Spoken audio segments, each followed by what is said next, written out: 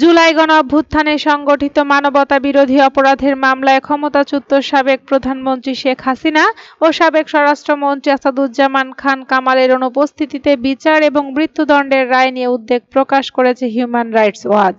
যুক্তরাষ্ট্রের নিউইয়র্ক ভিত্তিক আন্তর্জাতিক মানবাধিকার সংগঠনটি বলেছে, দুইজনের অনুপস্থিতিতেই বিচার করে মৃত্যুদণ্ড দেওয়া হয়েছে এবং তারা নিজেদের পছন্দের আইনজীবীর মাধ্যমে প্রতিনিধিত্ব পাননি, যা গুরুতর মানবাধিকার উদ্বেগ। HRW বলেছে, এ মামলার তৃতীয় আসামি সাবেক পুলিশ প্রধান চৌধুরী আব্দুল্লাহ আল মামুন। তিনি বর্তমানে কারাগারে আছেন। তিনি প্রসিকিউশনের সাক্ষী হিসেবে জবানবন্দি দিয়েছেন। তাকে সাজা কমিয়ে 5 বছরের কারাদণ্ড দেওয়া হয়েছে।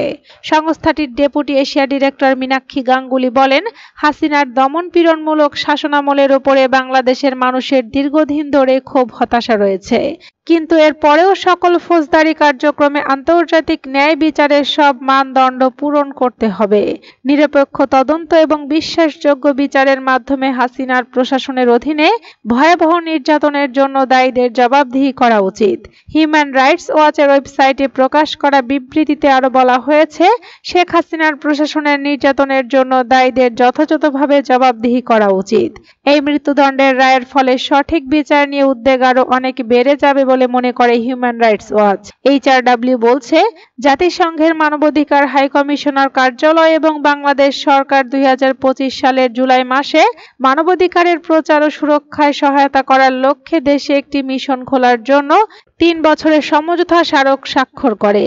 এই ধরনের সহায়তার জন্য মৃত্যুদণ্ডের উপর স্থগিতাদেশ প্রয়োজন বলে মনে করছে সংস্থাটি। এদিকে জুলাই গণঅভ্যুত্থানে সংগঠিত মানবতা বিরোধী অপরাধের মামলায় ক্ষমতাচ্যুত সাবেক প্রধানমন্ত্রী শেখ হাসিনার মৃত্যুদণ্ডের রায়ের প্রতিক্রিয়া জানিয়েছে অ্যামনেস্টি ইন্টারন্যাশনাল। যুক্তরাজ্য ভিত্তিক মানবাধিকার সংস্থাটির দাবি, শেখ হাসিনাকে ঢাকার আন্তর্জাতিক অপরাধ ট্রাইব্যুনালের দেওয়া ফাঁসির রায় সুষ্ঠু ও ন্যায়সঙ্গত হয়নি।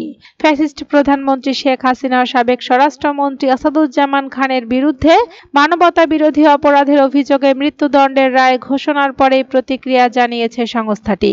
তিনি বলেন, 2024 সালের জুলাই আগস্টে ছাত্রদের নেতৃত্বাধীন বিক্ষোভের সময় যে গুরুতর মানবাধিকার লঙ্ঘন ও মানবতা বিরোধী অপরাধের অভিযোগ রয়েছে, সেজন্য যারা ব্যক্তিগতভাবে দায়ী তাদের বিরুদ্ধে সুষ্ঠু বিচার প্রক্রিয়ায় তদন্ত বিচার কাজ হতে হবে।